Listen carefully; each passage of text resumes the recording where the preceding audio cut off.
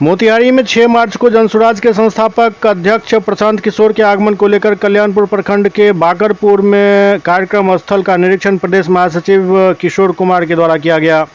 साथ ही जिला कार्यालय पहुंचकर कल्याणपुर प्रखंड के बाकरपुर मध्य विद्यालय के खेल मैदान में 6 मार्च को दिन के 1 बजे जनसुराज उद्घोष सभा के आयोजन की चर्चा की।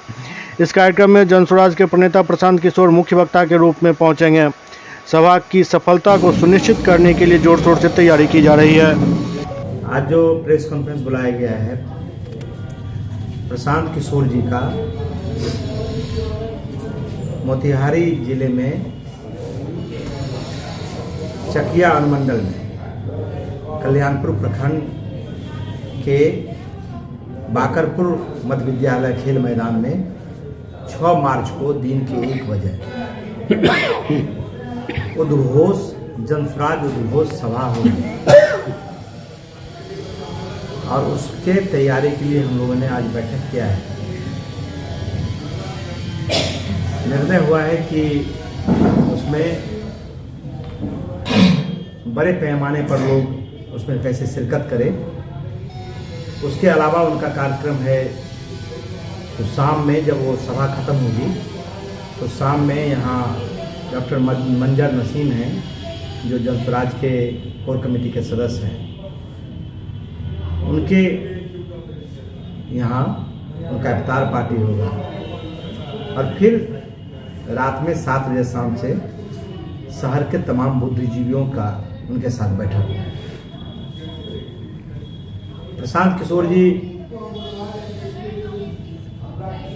चंपारण के इलाके से ही वेस्ट चंपारण से पदयात्रा शुरू किए थे और 2 साल तक वो पदयात्रा करते रहे और उनका पदयात्रा पूरे देश में राजनीति में मील का पत्थर साबित हुआ। राजनीति की दिशा और दशा दोनों बदलने लगी। बिहार में 19 साल से नीतीश कुमार जी भाजपा और राजद के सहयोग से लगातार मुख्यमंत्री हैं। लोगों ने बड़ी अपेक्षा से 15 साल के जंगल राज को हटाने के लिए नीतीश कुमार जी को मुख्यमंत्री बनाया था, लेकिन उनका 2005 से 2010 जो है वही कार्यकाल ठीक रहा। उसके बाद बिहार विकास के मामले में हर क्षेत्र में पीछे हो गया।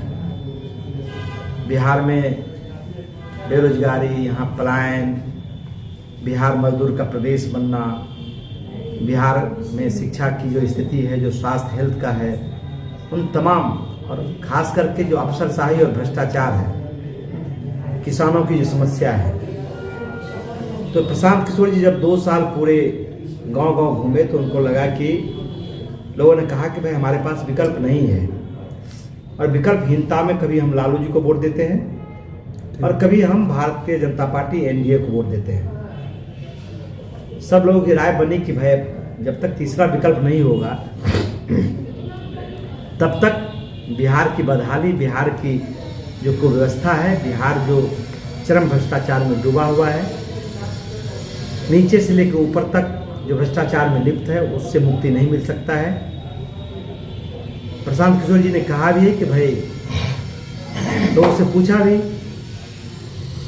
तो एक महसूस लोगों ने कहा कि आप विकल्प बनाइए और ये विकल्प 2 अक्टूबर को जनसुराज पार्टी के रूप में सामने आया है। जब पार्टी बनी, पदयात्रा 2 साल उनका रहा, अभी खत्म नहीं हुआ है, लेकिन कुछ दिन पदयात्रा को विराम दिया गया। उसके बाद फिर जो छात्रों के साथ खिलवाड़ हुआ, नौजवानों के साथ, क्योंकि बिहार में कोई कल कारखाना नहीं है, कोई रोजी रोजगार का व्यवस्था नहीं है। यहाँ एक लिमिटेड है नौकरी का, 23 लाख पूरे बिहार में नौकरी है और उस 23 लाख में जो प्रतिभाशाली छात्र हैं उसको नौकरी नहीं मिलती है। जितना भी परीक्षा होता है सब में पेपर लीक हो जाता है, पहले क्वेश्चन आउट हो जाता है, बड़े पैमाने पर उसमें भ्रष्टाचार है।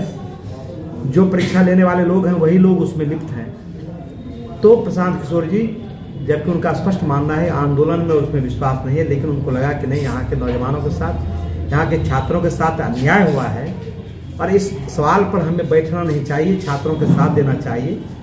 तो उन्होंने छात्रों के आंदोलन में शामिल हुआ और आप देखे भी होंगे कि उन पर मुकदमा लादा गया, उनको जेल भेजने की साजिश रची गई, लेकिन न्यायपालिका से उनको न्याय मिला, वो बाहर रहे।